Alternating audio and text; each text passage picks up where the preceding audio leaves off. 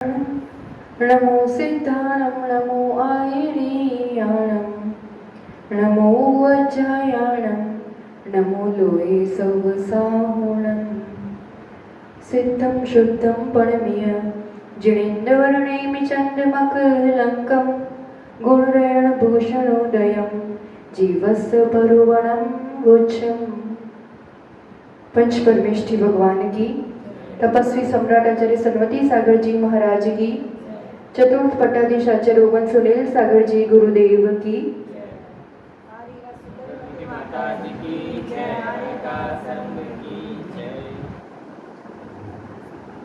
कल अपन ने सुना था कि एक समझदार माँ जब बच्चा बहुत ज्यादा मस्ती करता है तो जब वो सोता है उतनी देर में अपने घर का सारा काम जल्दी जल्दी समेट लेती है।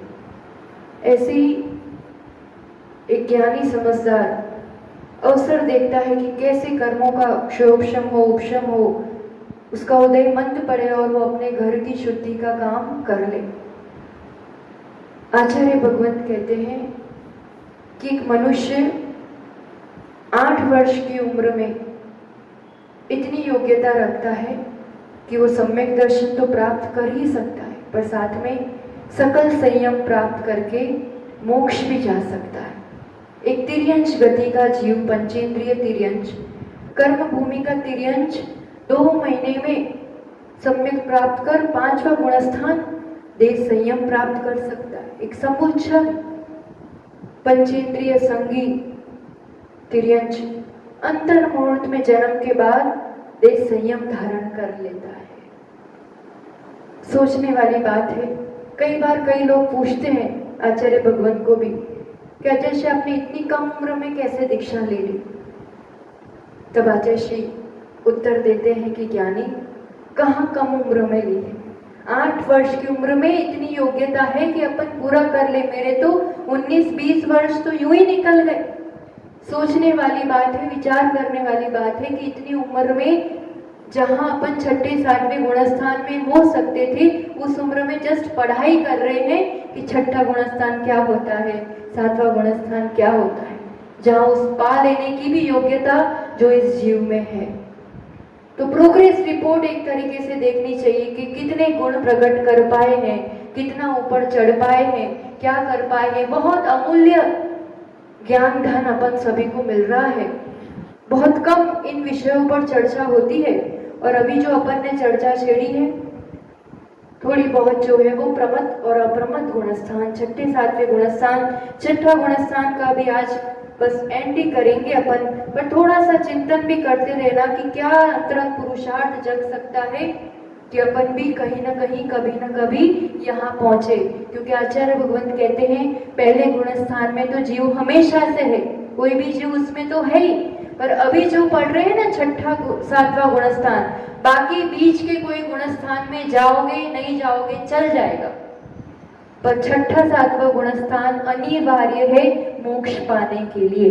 ये वो स्टेशन है जहां गए बिना आप ऊपर नहीं चढ़ सकते, मोक्ष नहीं जा सकते। तो ऐसा महत्वपूर्ण ये गुणस्थान, प्रमाद की पूरी बहुत लंबी चर्चा की अपन ने, और बस एक विषय रह गया था कि दूसरे प्रस्तार से भी यंत्र देखना था कि सीधा यंत्र मिल जाता है तो अपन कोई भी संख्या से उसका भंग निकाल सकते हैं और भंग से संख्या निकाल सकते हैं।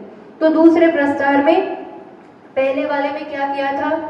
पहले इंद्रिय लिया था, फिर कषाय और फिर विकथा लिया था। दूसरे प्रस्तार में पहले विकथा लेंगे चारों, फिर कषाय और इंद्रिय, और आचार्यों ने सीधी संख्या दे दी है जो उसमें स्थापित करना है। तो पहले में क्या आएगा क्रम से 1, 2, 3 और 4, ये बना भी लेना साथ में फटाफट।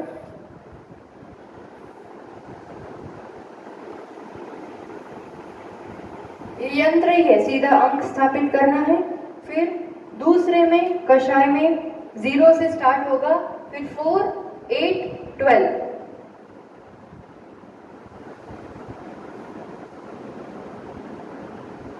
और इंद्रियों में भी 0 से स्टार्ट होके 16, 32, 48 और 64। एक तरीके से गणित देखा जाए ना तो बहुत इजी है इसमें। पहले 1 से चालू करना, क्रम से नंबर लेना। फिर ये 4 है, कथा कितनी है 4, तो ये 1 है, इसमें 1 इंटू ये 4 है ना तो 4 करना, 4 आएगा, 4 4 4 बढ़ाते जाना। ये तीसरे में कोई भी ये चीज कितने से गुजर करके आएगी, है ना। अब इंद्रिय है तो उसके लिए 1 इंटू 4, कषाय कितनी है, क्योंकि प्रत्येक के साथ ये 4 घटित होंगे, ये प्रत्येक के साथ ये भी 4 घटित होंगे, तो 4 और 4 करेंगे तो 60, सब में 16 16 बढ़ाते। पहले यंत्र में क्या किया था, इंद्रिय लिया था, तो 1 से स्टार्ट किया 5 का, फिर 1 इंटू 5 करेंगे, 5 5 बढ़ेगा, 1 इंटू 5 इंटू कषाय 4 होती है 20, हर एक में 20 20 बढ़ाया था। सीधा गणित है, लॉजिक है। चाहो तो वो जो 37,500 वाला है ना उसमें भी आराम से ऐसा यंत्र बन सकता है और गिनती हो सकती है, पर अभी आचार्यों ने इन दोनों का वर्णन किया है तो अपन इसी के साथ आगे बढ़ेंगे। होमवर्क किया सबने उद्दिष्ट का। उद्दिष्ट में क्या दिया था, चक्षु इंद्रिय वशीभूत, लोभी और भोजन कथा लापी, निद्रालु स्नेहवान। तो प्रथम प्रस्तार से होमवर्क में प्रथम प्रस्तार से आंसर आ रहा है 39, 39वां भंग, और दूसरे प्रस्तार से 62, 62 आंसर आ रहा है। जिन्होंने भी प्रयास किया वो नोट कर लेंगे, ये आंसर्स आ रहे हैं। और आगे अपन इसमें अब ध्यान आ गया ना विषय, अब अंक मिल गए हैं, है ना। अब मान लो अपने पास अभी कौन सा वाला बात किया अपन ने दूसरे प्रस्तार से, 62 आया ना आंसर। अब 62 इसमें देखो, चलो कौन सा भेद आ रहा है, गिनो, इसमें गिनती लगाओ। 62 कैसे करेंगे, देखो यंत्र से करेंगे अपन। क्या करना है, नंबर संख्या कैसे लाना है, तीनों कोठों को जोड़ करके ये संख्या बने वैसे। अब यहाँ जाएंगे तो 64 तो नहीं ले सकते, 48 लेंगे, है ना, 48 लेंगे इसमें से, नीचे से। ऊपर से कौन सा लेंगे, 48 प्लस 12 क्या आएगा, प्लस 2 हो गया। ये क्या आया, चक्षु इंद्रिय, ये लोभी और भोजन का, सीधा आ गया ये। तो अंक से अपना भेद निकल गया, और कोई भेद दिया हो तो सीधा टोटल करते जाना है उसमें। तो भेद से नष्ट से भी हो जाएगा और उद्दिष्ट भी हो जाएगा। विषय ध्यान आ गया ना, क्लियर हो गया ये। अब अपन आगे बढ़ते हैं। ये तो प्रमथ अवस्था है, प्रमाद है। पहले गुण स्थान से लेकर के छठे गुण स्थान तक प्रमाद जीव को रहता है। अब ये छठा गुण स्थान प्रति मुनि पुरुषार्थ करता है, विशुद्धि बढ़ाता है। छठे गुण स्थान में कौन सी कषाय का उदय है, छठे में कौन सी कषाय का उदय है, संज्वलन, क्रोधमान, मायालोभ और 9 कषाय, इनका तीव्र उदय, उससे छठा गुण स्थान। अब ये जीव थोड़ी विशुद्धि बढ़ाते हुए इन संज्वलन और 9 कषाय का मंद उदय होता है, अत्यंत मंद उदय, तो फिर उससे अप्रमत अवस्था बनती है। 7वां गुणस्थान क्या नाम था, अप्रमत विरत गुणस्थान।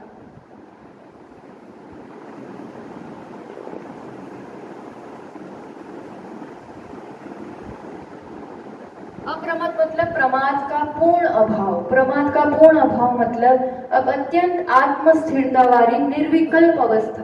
वो व्यवहार से कोई क्रिया नहीं कर रहा है कि आहार तो हो सकता है खैर, पर कोई क्रियारूप प्रवृत्ति नहीं है। वो अत्यंत 1 सेकंड के लिए भी, 2 सेकंड के लिए भी, 5 मिनट के लिए भी अंतर्मुख अवस्था, अत्यंत वो उसी में लीन है कि मैं ज्ञाता दृष्टा आत्मा हूं। बाहर से कुछ कर भी सकता है, नहीं भी हो सकती, प्राय करके एक ये क्रियाशील प्रवृत्ति वाले गुणस्थान नहीं होता है, पर फिर भी एक अंतर्मुख अवस्था, एकदम स्थिर अवस्था, निर्विकल्प अवस्था होती है इसमें मुनिराज की, है ना। तो इसका भी काल अंतर्मूर्त है और छठे गुणस्थान काल भी अंतर्मूर्त है। कहने का तात्पर्य जीव छठे सातवें में, क्योंकि उसमें रहने का स्थान ही उतना है, तो कदाचित बाह्य थोड़ी प्रवृत्ति में लगता है तो छठा गुणस्थान हो जाता है। उसमें वापस यानी एवरी अंतर्मुहूर्त में मुनिराज अपने आप को एक बार तो ध्यान एक अंतर्मुख कर ही लेते हैं कि मैं कौन हूँ, मैं क्या कर रहा हूँ। एक सजग अवस्था में आ जाते, अप्रमत अवस्था में आ जाते, पुनः वापस प्रवृत्ति में। बाहर से अपन को ख्याल नहीं आएगा, पर सच्चा भावलिंगी मुनि निरंतर इन अवस्थाओं का अनुभव कर रहे हैं। अप्रमत में क्या है, प्रमाद का पूर्ण अभाव, कारण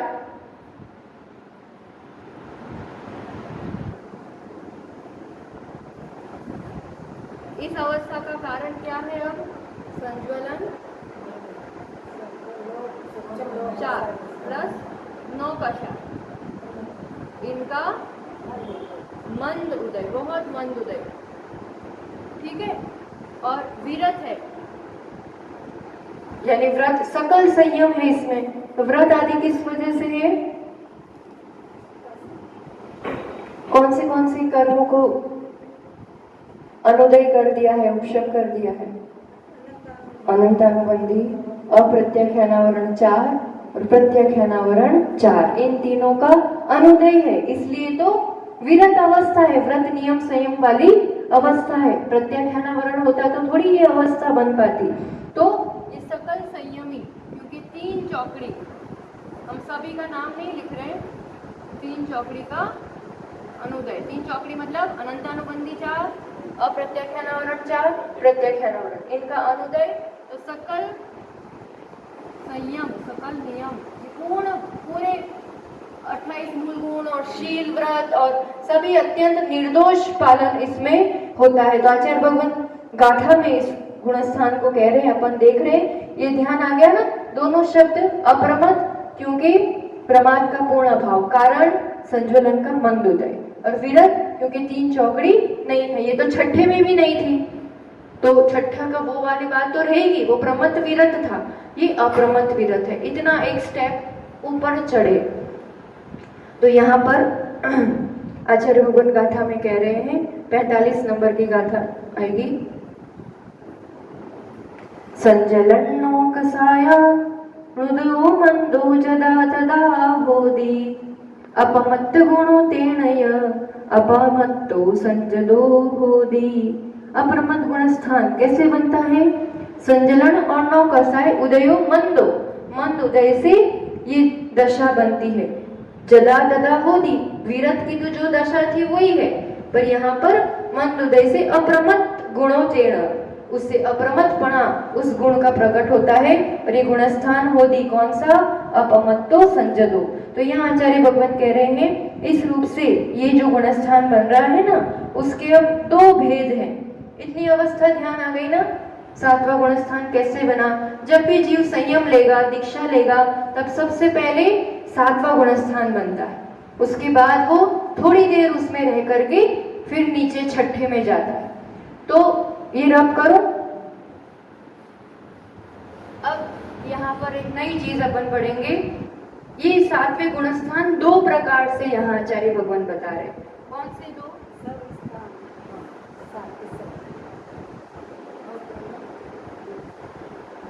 कौन से गुणस्थान की बात कर रही है?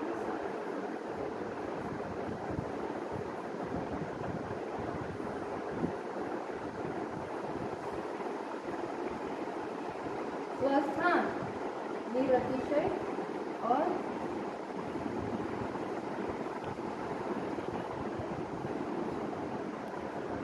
सातिशय, 2 नाम है इसके। अब स्वस्थान में क्या होता है और आगे वाले में क्या होता है? तो जैसा नाम है स्वस्थान, निरतिशय, अभी कोई अतिशय आगे का काम नहीं होगा। इसमें क्या होगा? छठे से, अरे 7वां है ना, तो 7वें से छठा, छठा से 7वां, ऐसे निरंतर उस झूले में रहेगा। जब भी वो अवस्था है मुनिराज की कि 7वें में पहुंचा है, तो थोड़ी देर में छठे में जाएगा, छठे से 7वें में आएगा, वापस छठे में जाएगा। इस रूप की जो ये झूला झूलने वाली अवस्था है वो, यानी ये 7वें से 8वें में, 8वें गुणस्थान से श्रेणी प्रारंभ होती है, या तो उपशम या शपक। कल से अपन यही पूरा विषय देखेंगे। तो ये 8वें गुणस्थान के लिए या श्रेणी चढ़ने के लिए अभी उसकी तरफ सम्मुख नहीं है। 7वें से जीव कहाँ जाएगा? वैसे तो प्रोग्रेस करेगा तो 8वें में जाएगा, पर अभी 8वें में जाए वो वाली स्थिति नहीं है उसकी। स्वस्थान निरतिशय वाली मतलब छठा सातवां वाली झूला झूलने वाली स्थिति है। श्रेणी के सम्मुख नहीं, तो इसमें तो लगातार हजारों बार ऊपर नीचे हो सकते हैं, लंबा टाइम निकल सकता है। फिर इसी में विशुद्धि बनती है। सातवें गुण स्थान में ही एक वो स्टेज आती है, एक अत्यंत निर्विकल्प और एक स्थिर दशा बनती है। ऐसी विशुद्धि बढ़ती है कि वो श्रेणी चढ़ने के लिए उस तरफ सम्मुख होता है। तो श्रेणी चढ़ने के सम्मुख जब होता है वो वाली दशा कहलाती है सातिशय, एंड पॉइंट ऑफ सेवेंथ गुणस्थान। और जस्ट उसके बाद तुरंत आठवां गुणस्थान प्रारंभ हो जाएगा, वो वाली अवस्था होती है सातिशय। बाकी नॉर्मल जो छठे सातवें में झूला झूलते हैं वो वाली अवस्था है या तो स्वस्थान नाम दे दो या निरतिशय, दोनों में से कुछ भी। तो सातवें गुणस्थान की दो अवस्था है, दो भेद है।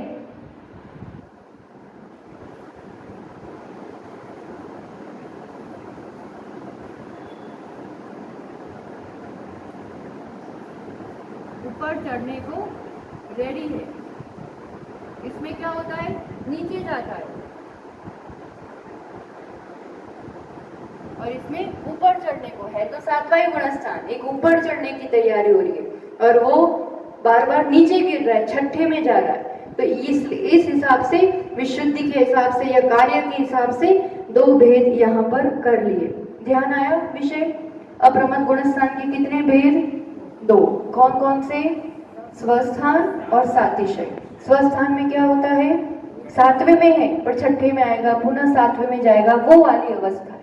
अभी ऊपर चढ़ने की एकदम तैयारी नहीं हुई है, इसमें लंबा टाइम रहता है। और फिर जैसे उसकी ऐसी तैयारी, ऐसी विशुद्धि, या तो उपशम करेगा या श्रपक क्षय करेगा कर्मों का और ऊपर चढ़ेगा, तो वो फिर अपन ये पूरा विषय अलग से विस्तार से आएगा। इसका ये पूरी जो अवस्था है इसको अधःकरण कहते हैं। अधःकरण के बाद अपूर्वकरण गुणस्थान आता है, फिर अनिवृत्तिकरण गुणस्थान आता है। तो ये पूरी डिटेल चर्चा जाएगी, है ना? तो ये कल से देखेंगे अपन। अब आज एक काम करते हैं, 1 नंबर से पहले से 7वें गुणस्थान तक आज के इस काल में, इस समय में जितने गुणस्थान पॉसिबल हैं उसके पुनः एक रिवीजन के साथ थोड़ी विशेष चर्चा कर लेते।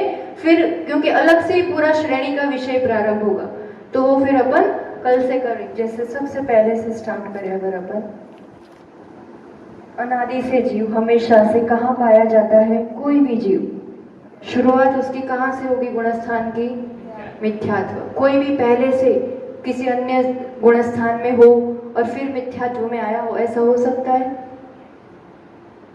पहले बाद में तो हो सकता है, एक बार सम्यक्त के बाद, पर पहले से ही कोई भी जीव कहाँ पाया जाता है?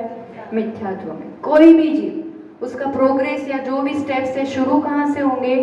मिथ्यात्व से, है ना? अब मिथ्यात्व गुणस्थान हमेशा से है।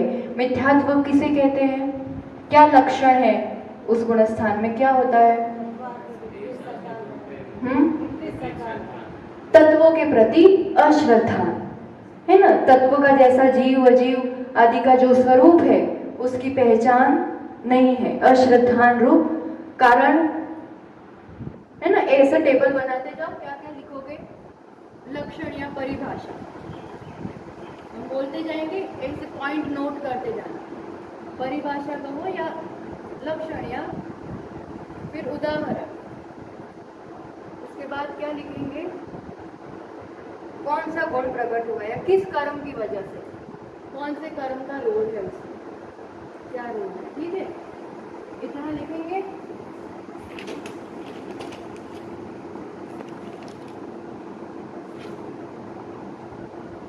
कौन सा भाव है,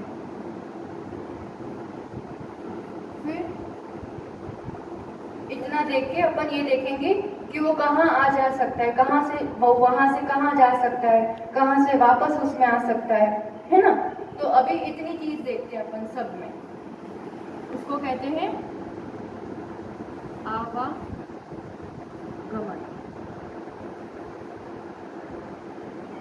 एक तो गमन मतलब उस गुणस्थान से कहाँ जा सकता है, क्योंकि सब में तो नहीं रहता है डायरेक्ट सीधा, वो गमन हो गया। और एक होता है आगमन, मतलब उस गुणस्थान में सीधा कहाँ से आ सकता है, इस पर थोड़ा सा अपन आज चिंतन करते हैं फटाफट।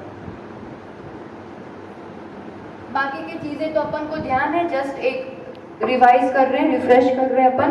मिथ्यात्व गुणस्थान, सबसे पहला गुणस्थान, लक्षण क्या है उसका? तत्वों के प्रति अश्रद्धा। उदाहरण क्या दिया था आचार्य भगवंतों ने?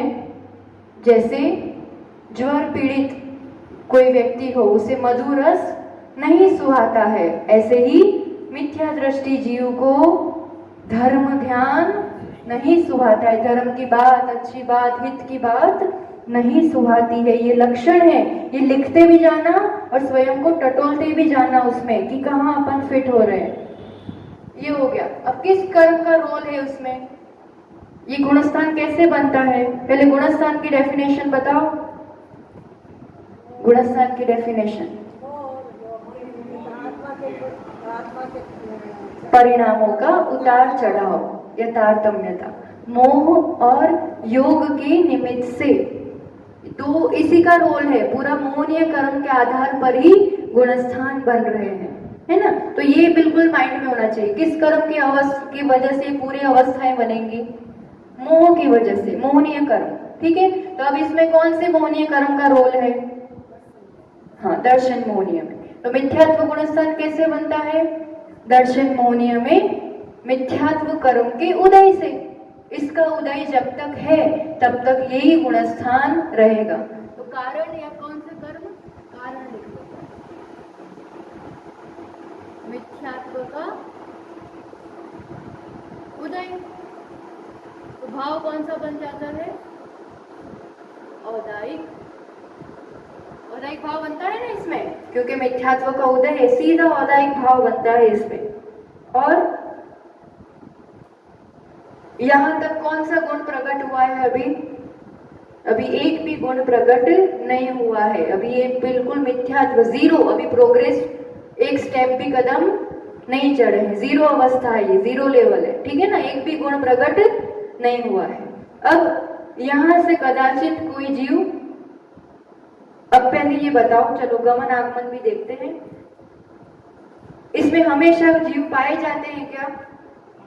हमेशा पाए जाएंगे, कभी भी ये गुणस्थान खाली नहीं होगा, जीव हमेशा होंगे। स्वामी कौन है इन गुणस्थान का? स्वामी मतलब कौन कौन से जीव हो सकते हैं इसमें? पंचेंद्रिय तक, चारों गति के जीव इसके स्वामी, टोटल चारों गति। और सबसे बड़ी बात, एक इंद्रिय से असैनी तक नियम से इस गुणस्थान में होंगे, उनका कोई दूसरा गुणस्थान हो ही नहीं सकता। अभव्य जीवों का नियम से ये गुणस्थान होगा, उनका दूसरा कोई गुणस्थान हो ही नहीं सकता है। तो इस गुणस्थान का काल कितना हो सकता है? जगन्य काल कितना और मैक्सिमम काल कितना?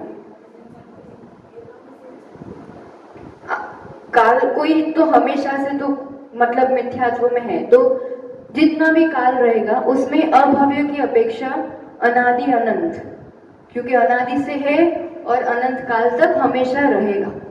पर कोई कदाचित सम्यक प्राप्त कर सकता है, ऐसा जीव है, तो क्या कहेंगे उसके लिए?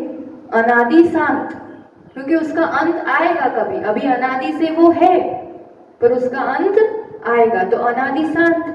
और किसी ने सम्यक दर्शन प्राप्त कर लिया है मान लो, उसके बाद अभी मिथ्यात्व गुणस्थान में पहुंचा है, ऐसा भी जीव हो सकता है ना, कि कोई अनादि से है और किसी ने एक बार पुरुषार्थ करके फिर आया है, तो उसके लिए मैक्सिमम कितना काल होता है? अधिक से अधिक अर्धपुद्गल परावर्तन, मैक्सिमम, उससे ज्यादा नहीं होता है। तो ये काल हो गया उस गुणस्थान की अपेक्षा। उसमें कितनी जीव राशि है? अनंतानंत मिथ्यात्व में। कारण निगोदीय जीव, एक इंद्रिय जीव सभी उसमें आते हैं, उस अपेक्षा से अनंतानंत। और मनुष्य कितने हो सकते हैं? मनुष्य की कुल संख्या पता है? टोटल मनुष्य कितने होते हैं? नहीं, 29 अंक प्रमाण। तो मिथ्यात्व गुणस्थान में कितने हो सकते हैं मैक्सिमम मनुष्य? 29 अंक प्रमाण। ये होता है पर्याप्तक। पर्याप्तक मनुष्य इतने ही होते हैं मैक्सिमम, इससे ज्यादा मनुष्य नहीं होते। 29 अंक प्रमाण मतलब क्या समझ में आया? जैसे ये मैंने लिखा 1 लाख, तो ये क्या कहलाएगा? 1, 10, 100, 1000, 10,000, लाख।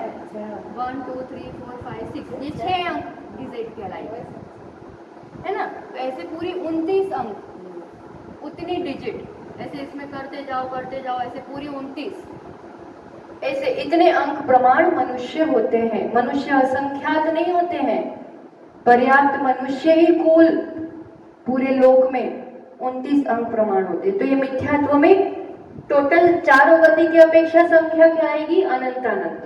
और मनुष्य की अपेक्षा क्या आएगी? 29 अंक प्रमाण पर्याप्तक। और जो लब्ध पर्याप्तक मनुष्य भी हो सकते हैं। लब्ध पर्याप्तक मतलब जो पर्याप्ति पूरी करने के पहले ही मरण को प्राप्त हो जाएंगे, वैसे जीव। ऐसे असंख्यात हो सकते हैं। तो ये हो गई संख्या। अपन ने कितनी चीज लिखी? लक्षण, कर्म, कारण, भाव, काल। काल लिख लो उसका, मिथ्यात्व का। अभव्य की अपेक्षा अनादि अनंत, 3 स्टेजेस हो जाएंगी उसकी, है ना। अनादि अनंत, और कोई प्राप्त कर सकता है सम्यक दर्शन, वैसा जीव अनादि शांत कि अंत करेगा। वो अनादि अनंत तो नहीं कह सकते ना, कोई हमेशा तो उसको रहना नहीं है, कभी तो प्राप्त करेगा कोई भव्य जीव, होनहार जीव। तो अनादि शांत। और जिसने एक बार सम्यक दर्शन प्राप्त कर लिया है, वो जीव क्या कहलाएगा? सादी शांत। अब अनादिपना फिनिश हो गया, सादी शांत। और उसका अधिक से अधिक अर्धपुद्गल परावर्तन, वो उस गुण स्थान में रह सकता है ज्यादा से ज्यादा, और कुछ कम अर्धपुद्गल परावर्तन, पूरा भी वो नहीं करता है ना, कुछ कम अर्धपुद्गल परावर्तन, वो मैक्सिमम काल हो गया सादी शांत की अपेक्षा। काल लिख लिया। अब क्या आएगा? संख्या। चारों गति की अपेक्षा। स्वामी कौन है इनके? स्वामी लिखा, चारों गति के जीव स्वामी। और संख्या चारों गति की अपेक्षा अनंतानंत, क्योंकि एक इंद्रिय वाले जीव इसमें ही आते हैं ना पूरे, तो निगोदिया जीव अनंतानंत होते हैं उस हिसाब से। और फिर मनुष्य कितने होंगे? 29 अंक प्रमाण, ये संख्या हो गई। अब अपन देखते हैं थोड़ा सा गमन आगमन, ठीक है। और इस गुणस्थान में हमेशा जीव पाए जाते हैं सदा, इतनी बातें हो गई। अब देखो अपन इस गुणस्थान से गमन मतलब कहां कहां सीधा जा सकता है। अब यहां देखो थोड़ा, 1 नंबर से 2 जाएगा सीधा। अब तो अपन ने ये देख लिया है ना, अब थोड़ा दिमाग लगाना। यहाँ से 2 जाएगा सीधा, 3 जा सकता है सीधा, 1 नंबर से 3 में नहीं जा सकता। अच्छा, तो कहाँ जाएगा? चौथे, 1 से चौथे में जाएगा। फिर 5वें में सीधा जा सकता है, और 6ठे में सीधा जा सकता है। बस सीधी बात कर रहे, 1 नंबर में वो जीव बैठा है, सीधा कहाँ जा सकता है? 6ठे में, 7वें। पक्का ना? बस इतना हो गया। अब कोई सम्यक दृष्टि जीव, सम्यक दृष्टि जीव जो सम्यक प्राप्त करके प्रथम उपशम सम्यक प्राप्त किया, चौथे में गया, मिथ्यात्व के 3 टुकड़े किए, फिर वापस मिथ्यात्व में आ गया। तो मिथ्यात्व में जब वो है और कदाचित फिर उसमें सम्यक मिथ्यात्व का उदय आ जाए, तो सीधा तीसरे में जा सकता है कि नहीं? जा सकता है। सम्यक दर्शन प्राप्त करके मिथ्यात्व में आया है, तो वहां से फिर सीधा अगर सम्यक मिथ्यात्व का उदय हो तो पहले नंबर से तीसरे में भी जा सकता है, एक बार सम्यक होने के बाद। पर जाने का रास्ता तो है।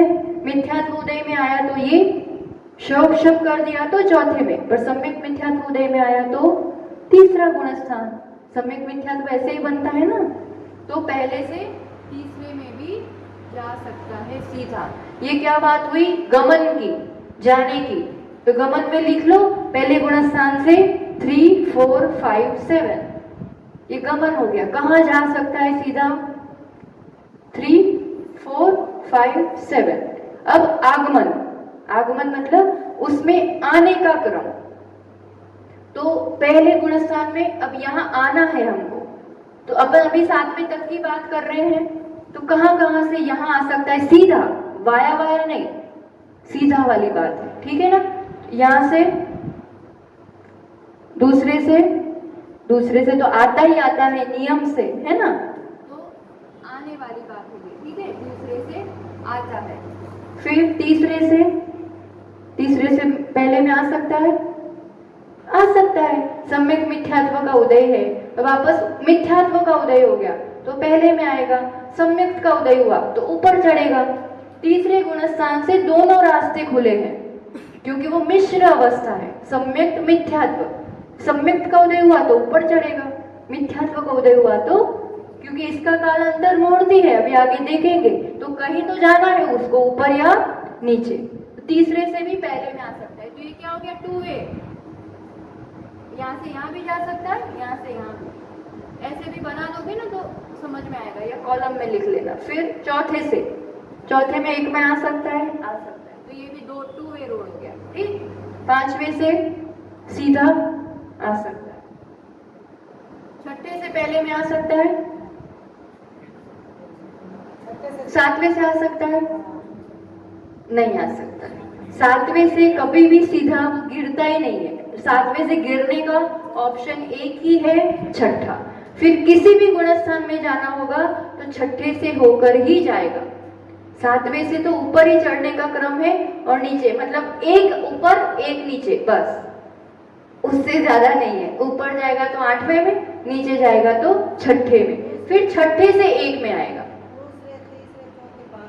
हाँ, तो 6ठे से आ सकता है, 7वें से नहीं। 7वें तक 1 वे, 6ठे से भी 1 वे। 6ठे में सीधा जा नहीं सकता, 7वें से सीधा आ नहीं सकता। तो आगमन में क्या हो जाएगा? कौन कौन से? 2, 3, 4, 5, 6, है ना। 5 गुणस्थान हो गए, लिख लिया इतना। मिथ्यात्व में से गमन और आगमन, कहाँ जा सकता है और जीव कहाँ से वापस उसमें आ सकता है। अब दूसरा गुणस्थान देखेंगे अपन, साधन गुणस्थान। ये रब कर रही हूं मैं कि बनाना है ऐसा, ठीक। फिर एक साथ पूरा बना देंगे।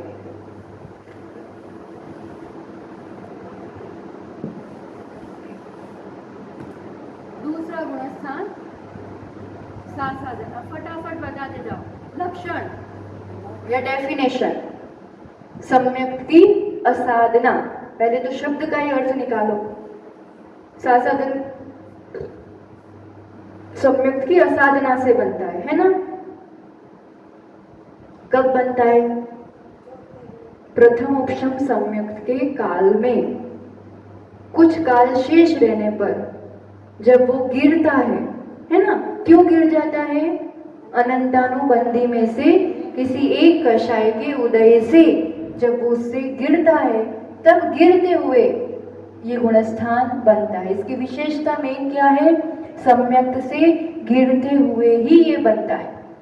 सभी जीवों को ये बने बिल्कुल जरूरी नहीं है। हमेशा इस गुणस्थान में कोई जीव पाया ही जाए ऐसा कोई जरूरी नहीं, बिल्कुल भी, ठीक है। तो गिरते समय कदाचित बनता है। तो डेफिनेशन क्या बनेगी? प्रथमोपशम सम्यक से के काल में, प्रथमोपशम सम्यक के काल में जो 6 आवली समय शेष रहता है उसमें अनंतानुबंधी की उदय की कषाय के उदय से जीव के सम्यक की असाधना करके नीचे गिरता है, यानी इस गुणस्थान में आता है। एक ही ऑप्शन है, प्रथम ऑप्शन सम्यक के काल में ही होता है, बाकी नहीं, ठीक है। इसकी विशेषता कि गिरते समय होता है। और कौन सी कषाय का उदय, कौन से कर्म का रोल है इसमें? अनंतानुबंधी का उदय। कारण क्या बनता है इस गुणस्थान का? एक तो अपन ने लक्षण देखा है, परिभाषा देखी है ना उस टेबल में। फिर कारण, कारण क्या है? अनंतानुबंधी का उदय, मिथ्यात्व का अनुदय। मिथ्यात्व का अनुदय है और अनंतानुबंधी का उदय है। ये एक स्पेशल कैटेगरी है, इसलिए अलग से गुणस्थान बनाया गया है। मिथ्यात्व का उदय होता तो पहले ही चला जाता, पहले में ही, पर उसका तो अनुदय है और अनंतानुबंधी का उदय है, तो एक स्पेशल स्थान है ये विशेषता गिरते समय ही होती है। किससे गिरते समय? सम्यक से।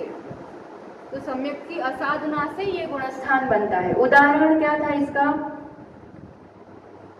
रत्न के पर्वत से कोई नीचे गिर रहा है और अभी भूमि को स्पर्श नहीं किया है। आचार्य भगवान ने सबके उदाहरण खुद उन्होंने ही दिए हैं गाथाओं में, है ना। रत्न के पर्वत पर है, सम्यक के रत्न के पर्वत पर, वहां से तो गिर गया है और अभी भूमि को स्पर्श नहीं किया है। अंतराल वाली, बीच वाली अवस्था, जैसे पेड़ से डाली टूटी और अभी नीचे गिरी, मतलब पहुंची नहीं है, तो वो जो बीच वाला अंतराल होता है ये सासादन। याद आ गया? क्लियर है ना। ऊपर चढ़ने के बाद, चौथे तक पहुंचने के बाद नीचे उतरने में ये गुणस्थान बनता है, क्योंकि सम्यक की विराधना कर लेते हैं। डेफिनेशन हो गया, लक्षण हो गया। भाव कौन सा था इसका? पारिणामिक। कारण अनंतानुबंधी का उदय है, तो दर्शन मोनीय का इसमें कोई रोल नहीं है ना, इसलिए पारिणामिक भाव कहा था। ये अपन ने विषय देखा था। और इसमें जीव हमेशा होते नहीं है। मुक्त होने के लिए ये गुणस्थान बिल्कुल जरूरी नहीं है कि इसमें पहुंचना ही पड़े। अब स्वामी, इस गुणस्थान के स्वामी कौन कौन से जीव?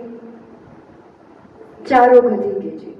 सम्यक दर्शन चारों गति के जीव पा सकते हैं, तो इस गुणस्थान में भी चारों गति के जीव स्वामी होते हैं। बस एक विशेषता है इसमें कि सासादन गुणस्थान मरण के समय, मतलब जैसे नरक में जन्म हो रहा हो ना किसी जीव का, तो उस नरक में जन्म के समय उस जीव को सासादन नहीं हो सकता है।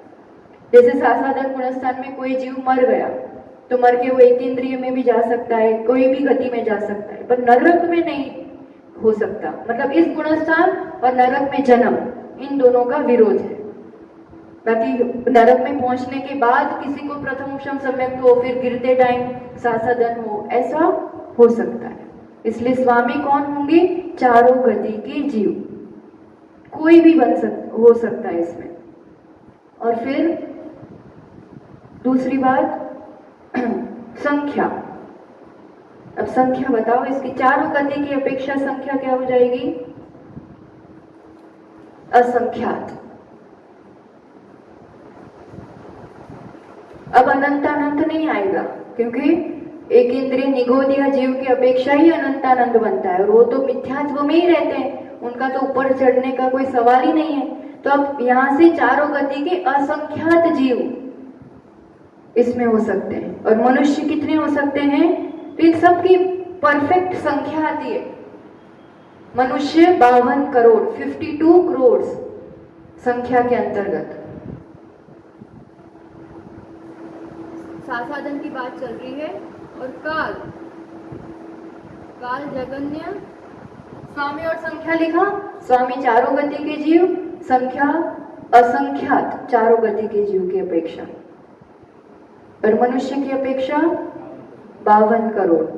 काल कितना होगा अब इसका बताओ? ये बात बराबर। अब पक्का हो गया।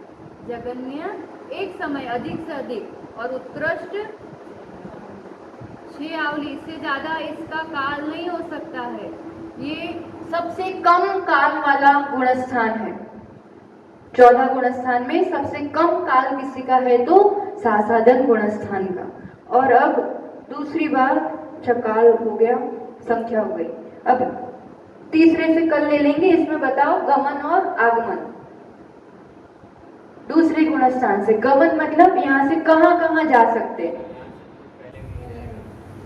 ये बात नियम से एक ही ऑप्शन है, गिरना ही गिरना है, एक में ही जाना है। तो गमन क्या आएगा? एक, पहला गुणस्थान। और आगमन मतलब इसमें कोई जीव आ सकता है इस गुणस्थान में। सीधे कहां से? तीसरे से। तीसरे से? तीसरे से कैसे आएगा? हाँ, दूसरा गुणस्थान प्रथम उपशम सम्यक के काल में ही बनता है। तो प्रथम उपशम सम्यक्त कहाँ कहाँ बनता है? चौथे में, पांचवे में या सातवें में। पर सातवें में से तो सीधा गिरेगा नहीं, इसलिए छठे से। ठीक है, तो यहाँ कहां से पहुंच सकता है? चौथे से, पांचवें से या छठे से। 4, 5, 6 ये हो गया आगमन। गमन कहाँ होगा? पहले में। और आगमन कहां से हो सकता है? चौथे, पांचवे या छठे से। इसमें नहीं समझ में आए तो पूछते जाना, बिल्कुल थोड़ी सी भी डाउट हो तो, है ना? समझ में आ रहा है? उस गुणस्थान से वो कहां कहां जा सकता है, पहले ये बात कर रहे हैं अपन। पर उस गुणस्थान में कहां कहां से आ सकता है, वो वाली बात। ठीक है, 2 गुणस्थान का हुआ। तीसरे का देख ले फटाफट, चौथे का कल, चौथे से 7वें तक का कल वापस रिवाइज कर लेंगे। इतनी चीजें हो गई ना सब। तीसरा सम्यक मिथ्यात्व या मिश्र गुणस्थान। ठीक है ना? ये गुणस्थान कैसे बनता है? डेफिनेशन, मिश्र परिणाम है सम्यक और मिथ्यात्व रूप। ऐसे जो परिणाम है, उदाहरण क्या दिया था? दही और गुड़ की तरह जो स्वाद आता है वैसा। ऐसा समझो कि अरिहंत आदि में भी मान रहा है और दूसरे सब मंदिर में भी जाता रहता है। दोनों रूप परिणाम है उसको। अभी एकदम अपने भगवान भी है ये, तो ये वाले भी अपने भगवान, मतलब भगवान ही है, ऐसा। मिश्र परिणाम, सम्यक रूप भी चलता है, मिथ्यात्व रूप भी चलता है, वैसा। उदाहरण दही और गुड़ वाला। कारण क्या है उस गुणस्थान का? इस गुणस्थान का कारण कर्म की अपेक्षा। कैसे बनता है ये गुणस्थान? किस कर्म के उदय से?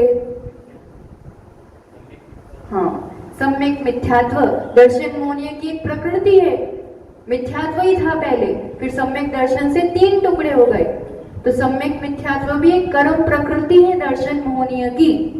तो उस कर्म प्रकृति के उदय से, और वो कैसी प्रकृति है तो सर्वघाती, पर जात्यांतर सर्वघाती। वो काम नहीं करता है सर्वघाती पने से, उसके देशघाती पने से उदय में आता है, इसलिए उसको क्षोभशम भाव कहा था, है ना? कारण क्या है इस कर्म का उदय?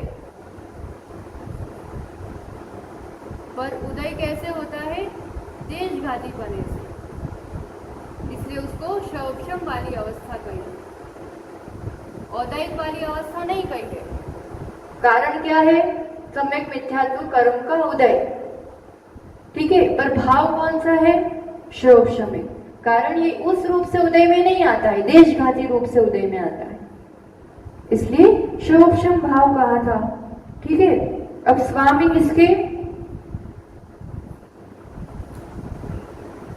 इसके स्वामी चारों गति के जीव। कोई भी पंचेंद्रिय, संगी पंचेंद्रिय, चारों गति के जीव होंगे।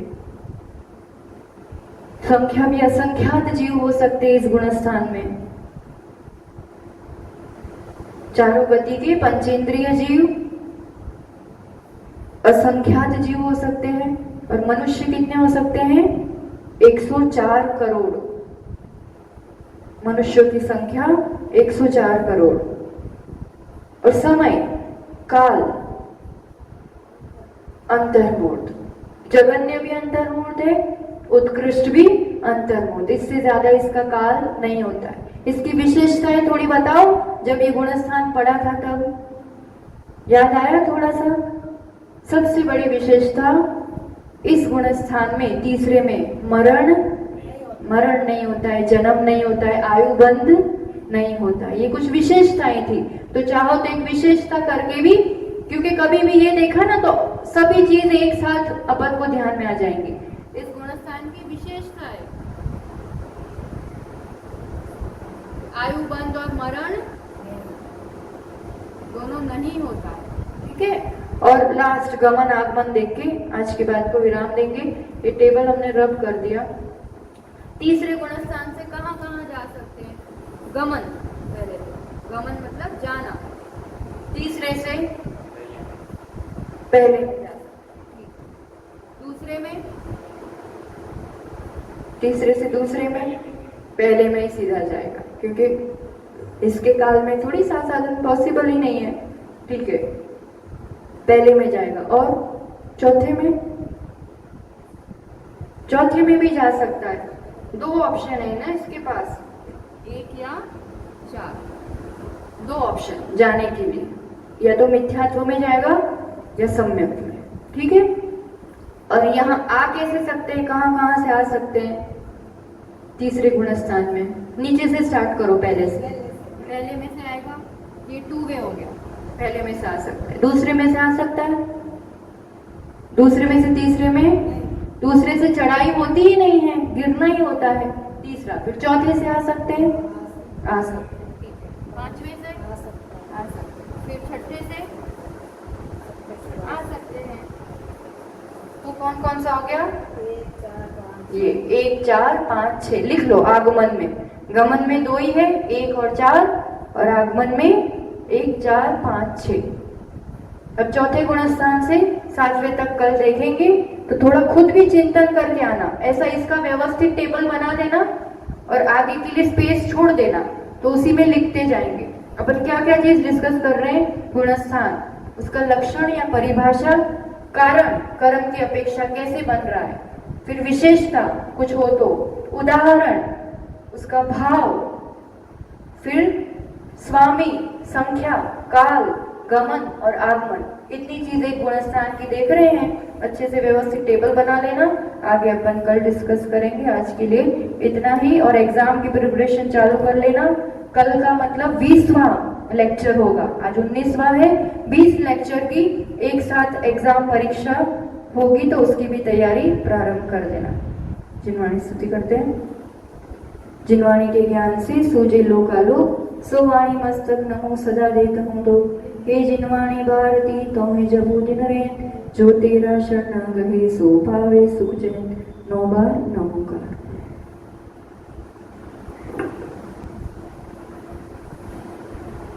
द्वादशांग में जिनवाणी माता की जय। आचार्य भगवान सुनील सागर जी गुरुदेव की जय।